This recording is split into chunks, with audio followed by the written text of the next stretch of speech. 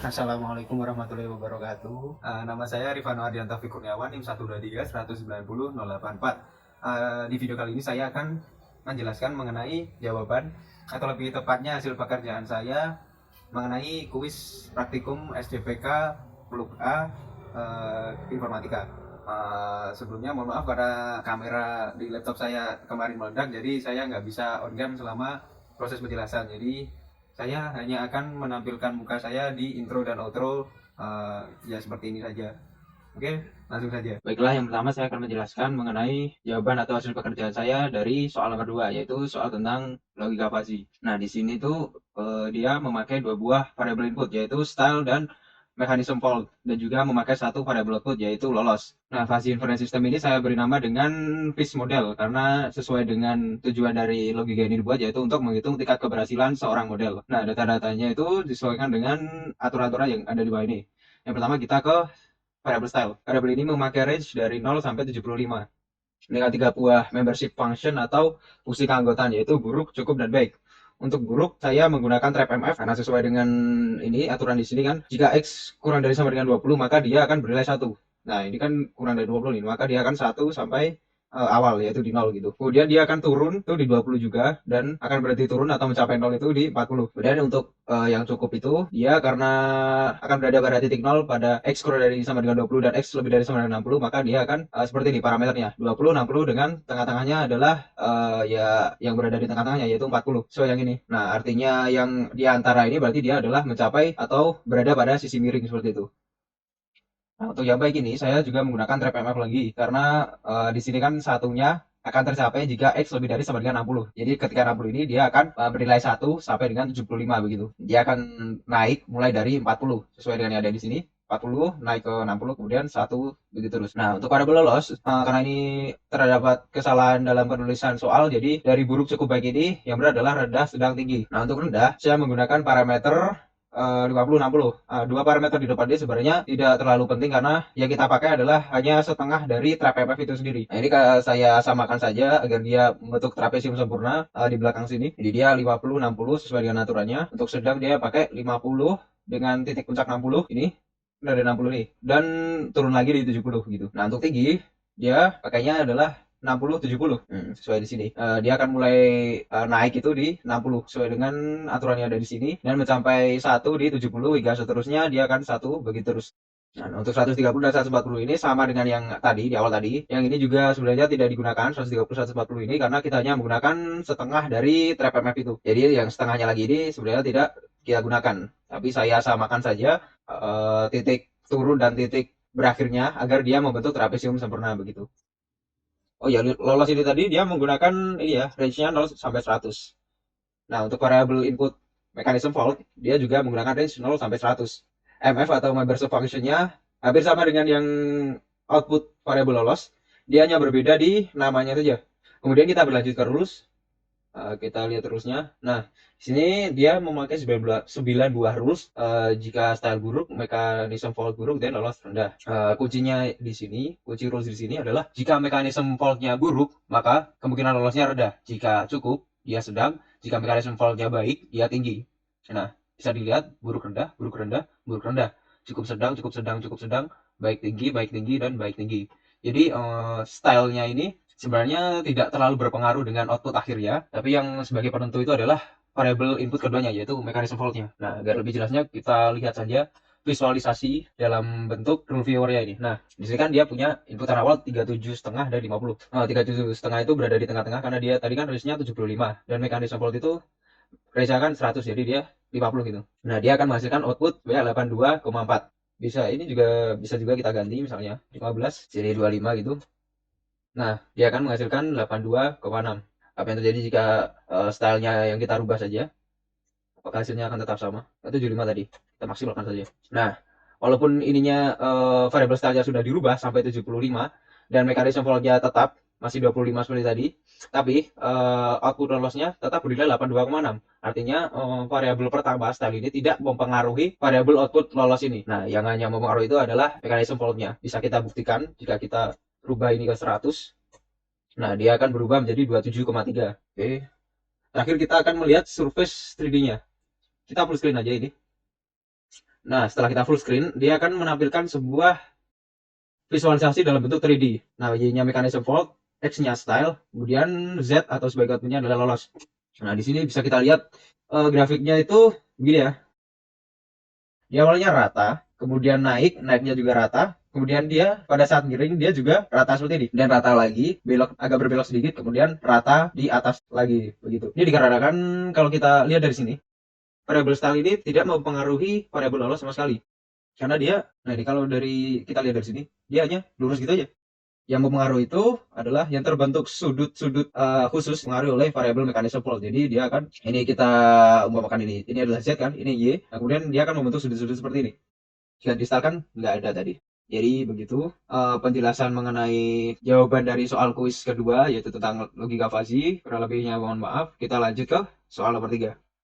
Selanjutnya saya akan menjelaskan tentang hasil pekerjaan saya pada soal nomor 3, yaitu data mining. Kasus yang saya ambil itu adalah analisis dan prediksi tingkat serangan jantung pada manusia. Nah, nanti dia akan menginputkan beberapa faktor yang memungkinkan adanya potensi serangan jantung pada manusia. Kemudian dia akan mengoutputkan apakah manusia tersebut punya kemungkinan tingkat serangan jantung lebih tinggi atau lebih sedikit dari orang biasa. Kemudian dataset yang saya pakai, saya ambil dari kaggle.com, Heart Attack Analysis and Prediction Dataset dari Rashid Rahman. Dia memiliki data kurang lebih 300 data, dan dia punya beberapa inputan, sebenarnya ada 16 dan satu output atau target. Nah, untuk lebih jelasnya ada di file CSV yang sudah saya download. Inputannya berupa X, Text, JP, TLT, BBS, All, FBS, REST, ECG, THA, LA, CHA, EXNG, OldPic, SLP, CHA, THA, LL, dan akhirnya output. Nah, tapi kali ini saya tidak akan menggunakan semua inputan ya, tapi saya hanya akan menggunakan inputan yang punya nilai yang jelas saja. Dan ini beberapa hanya pakai indikator ya. Ya, seks itu cuma 1, 0, 1 itu laki-laki, 0 perempuan. Nah, daripada membingungkan, maka saya hanya menggunakan age atau umur, kemudian TRT BPS itu resting blood pressure atau tekanan darah dalam satuan mmHg dari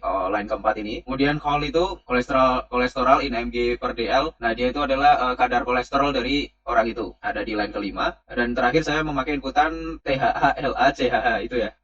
Maksimum heart rate achieved, artinya dia adalah detak jantung maksimum yang tercapai. Nah, untuk di data ini dia berada pada line ke-8 ini. Nah, kemudian saya pakai outputnya. Nah, outputnya ini juga pakai indikator ya sebenarnya, 1 dan 0. Kalau 1 itu more chance of heart attack, artinya dia kemungkinan mendapat serangan jantungnya lebih tinggi. Kalau 0 itu less chance of heart attack, artinya kemungkinan serangan jantung yang dia dapat lebih rendah dari orang biasa begitu. Nah, kemudian karena dia 1, 0 kayak gini, maka nanti pada output di GUI-nya itu saya akan konversikan menjadi string gitu ya. Untuk caranya mungkin kita langsung lanjut ke GUI-nya aja.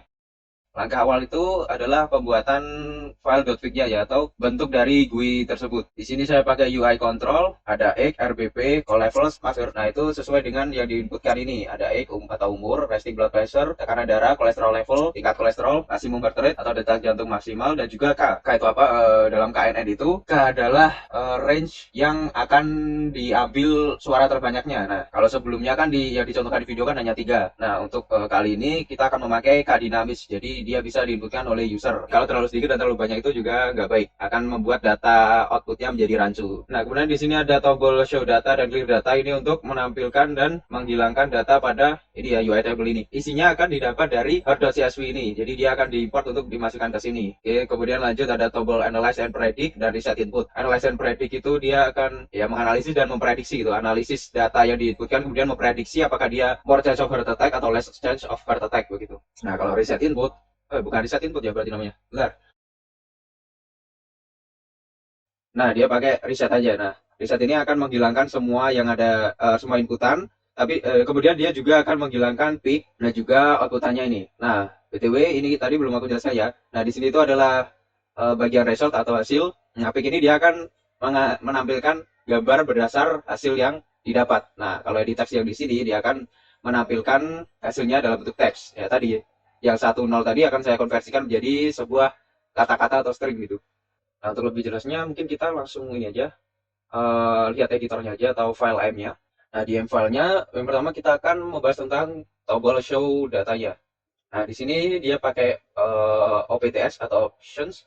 Nah, dia detect import options atau dia akan mendeteksi opsi yang akan diimport, yaitu dari her.csv.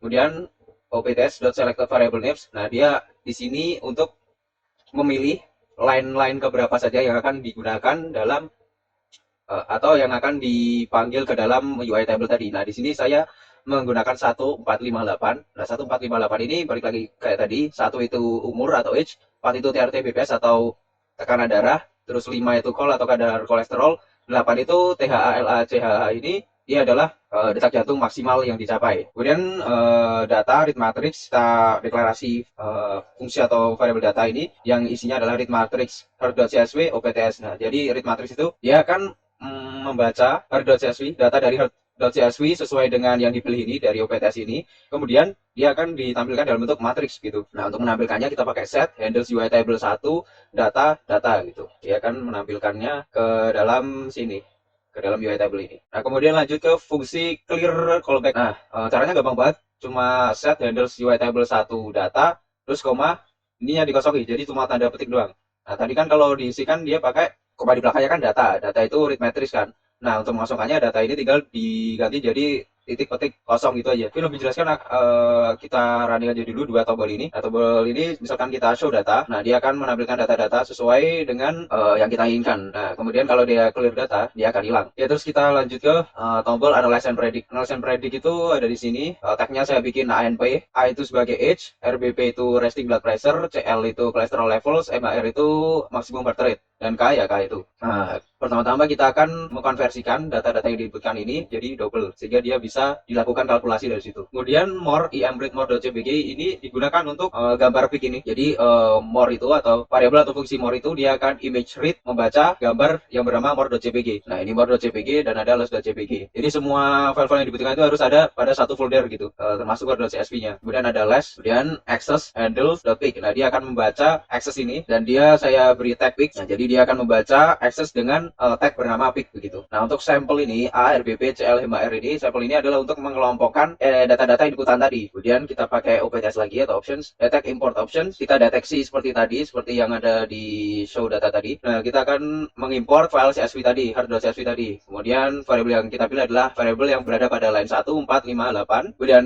kita punya data training atau fungsi atau variabel training, dia akan membaca hard.csv sesuai dengan yang kita pilih lainnya ini dengan read matrix atau dia akan membentuk sebuah matrix gitu. Nah, kita lakukan hal sama pada file outputnya. Outputnya itu ada pada line ke-14. Nah, kemudian kita deklarasi kelas. Kelas ini dia akan berisi feed CKNN. Nah, kita akan mengimplementasikan fungsi KNN ini ke dalam variabel atau fungsi kelas ini. Dengan isinya adalah training. Training itu data inputan. Kemudian grup itu data outputnya. Kemudian 6 neighbors, artinya jumlah jangkauan dari tetangganya K ini ya. Dan kita deklarasikan klasifikasi dengan isi predict class sample. Dia akan memprediksi data-data dari sampel tadi dan kemudian kita implementasikan dengan KNN yang ada di kelas ini, di predict class sample ini. Nah, kemudian klasifikasi sama dengan 1, artinya kalau dia menghasilkan output 1 kan sesuai dengan yang ini kan. Nah, yang output tadi ada 1, terus yang bawah ada 0. Nah, kalau 1 akan dideklarasikan res dengan isi more change over the tag. Kemudian dianya nanti akan ditampilkan di sini set headers result string res ini. Jadi di result ini